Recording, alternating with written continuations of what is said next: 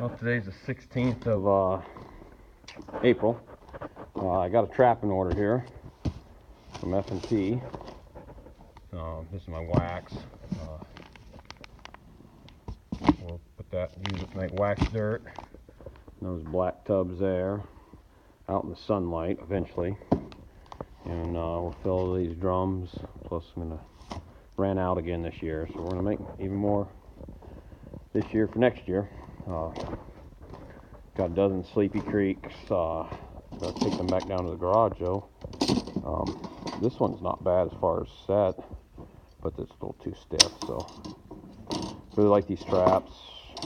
It's phenomenal. I caught 2 beaver in them again this year. One 44-pounder. They come with a drowner. I never really use wire though, but they're just good solid chain. And they just lock up, hold well. My first dozen you didn't have to touch. They just boil them and put them in the water.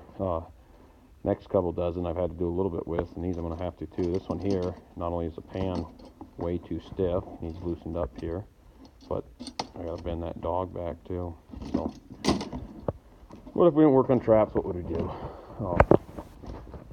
Trying something a little different this year, doing a little bait making. Used some of my buddy's bait he made, had real good success with it. Here's the aftermath. I took these down, washed them all I went through, worked them, replaced. I'm going back to all butterflies and rebar. For pulling steaks out of frozen ground, you just can't get earth anchors out. I still have traps out right now. It's too hard to recover everything as is. So I'm going all back to rebar. Bunch of rebar steaks anyways, but got these worked up, took them down to the car wash, sprayed them off. I'd be curious what you guys think of this stuff. A friend got in trapping last year, helped him out a little bit. He used this on some of his traps. He really liked it. Full metal jacket. So I'm going to try that with probably half of my footholds and most all of my water traps. So we're making bait here. I did one of Dunlaps and one of Dobbins. There's about a gallon in each of them containers there. And I got a couple gallons in that bucket. And I'm doing, this is beaver with fat on. This is beaver with no fat on. This is bobcat meat. So we're going to make a bunch of bait, try and save a little money. And I think I'm going to make some lures too. Reading Cott's book on lure making, bait making. I don't know, a lot of the forms online. But so I bought a bunch of stuff from, this is an F&T order showed up. I like them both. They're both great. We're way low on urine there. Have to get some of that probably at the convention from Andy Weezer. I had real good luck with his stuff last year. And I'm sure you guys seen before, a little tip. Black Sharpie right on the top. And then you can put a piece of tape or over the side to help keep so you can tell what lures they are. But when they're in your bucket, that's all you see on the top anyways. So that works good, but working on getting that refilled. Only buying 3 baits this year. Herman's Bushwhacker bait, Cabin's Hiawatha, and then it's all gone, but I've ordered 2 gallons of John Graham's Cat Creek. That Cat Creek really did good for me this year. Last year, this really performed well, and it did good this year, but it felt coming behind both Cat Creek and Hiawatha. So the number one thing is set location. You want a couple of sure bet lures. This it's Lennon's Coyote Super Range, I'll call yoke number 2. That works good. Worked good for people for years. Jim Hasleth Pale Coyote. It's another real good one. I got a little Terminator bait left over. This is one. This is Andy Weezer's Range Boss bait. I just put it in these smaller containers. I save all my containers. Like these fit better in the bucket. I only used about I don't know, half gallon I think it was. I don't know. Anyways, I only used about half it. And in hindsight, looking back at my records, it caught real well. Here's another sure bet. You can tell this Fur Country Lures Super Bonanza. See, that's all faded off. So let's put these right on the top. Buy it by the pint. This is another. His Bad Lion Bobs, or I think I probably even like Tomcat a little better. But I bought a pint of that. Still working through it. But anyways. Yeah, there were some good baits you can't go wrong with, or good lures. Yep. So we'll just start. We'll be boiling, dyeing traps here pretty soon. It's raining. Still pretty nasty weather. A little bit of snow last night, but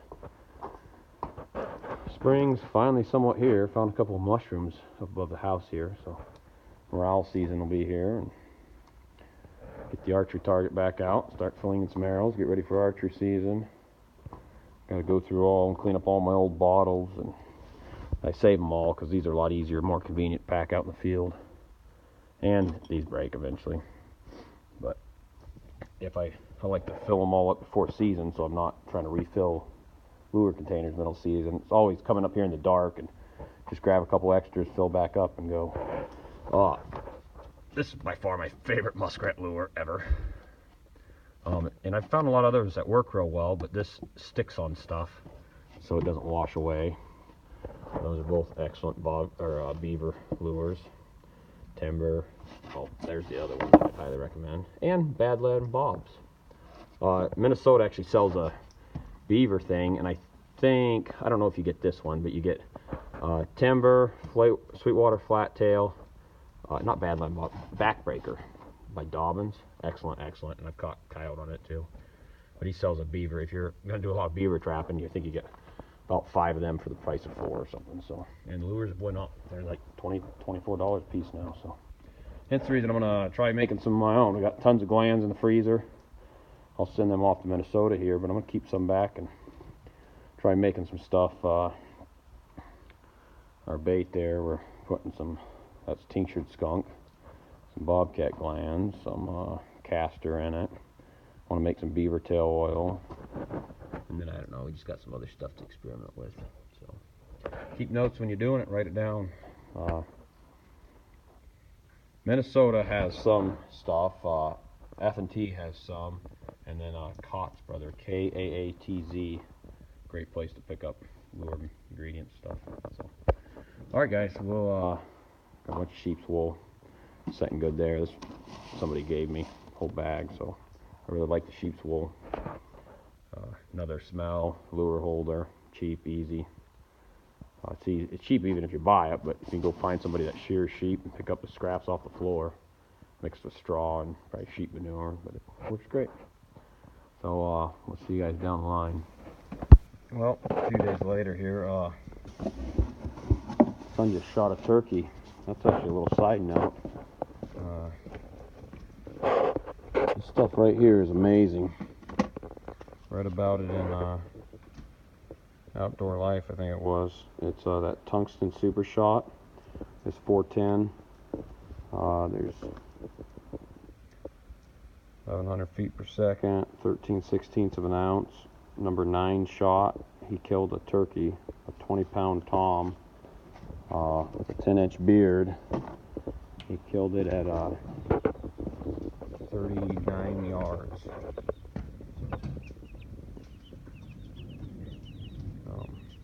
Infinite H spurs, little 410. So good day there. But the rest of my order showed up. Well, not the rest of my order. My order from Fur Country Lures showed up. I thought I'd add it to this video. Got another dozen Montanas. Number 3, we gotta use offset, which I think is a good trap anyways, laminated. One thing about these traps, guys, this here, I guess I can.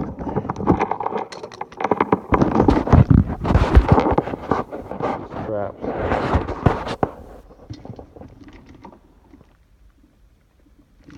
all rounded edges, which are nice. And these, I mean, it's just right out of the box. Still gonna put whatever you want to hook them up with, but they do come already with 1, 2, 3 swivels in them there. Great setup.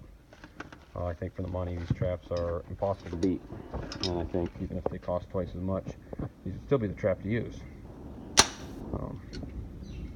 They just work. You don't have to adjust them, screw with them, nothing. Just boil them, stick them in the ground. Got some grab and pull. This I've never used before, dead of winter. I'm anxious to try that late season. Some more Tomcat, T-bone special. They sent these, I don't know if it was an accident or they just use them for packing, or they bought some Cat Creek bacon. They put it in there. But Anyways, that's the rest of that trapping order, and still working on bait making. Got some glands out. Gonna work on grinding beaver caster and some coyote. And got this off of another guy on YouTube was using one. Less than $20. You can get them at Walmart. This one off Amazon. Kind of excited about that. Wife won't let me use my blender, you know. I don't know. Not much of a team player, but so we're gonna use that. Working, grinding up some glands and do some tincturing, and caster's gonna get added to the bait with me. All right, see you down the line. Nice thunderstorm out today. Got the Hinkle trapping car home. Getting a bath finally, much needed. But we'll see you guys down the line.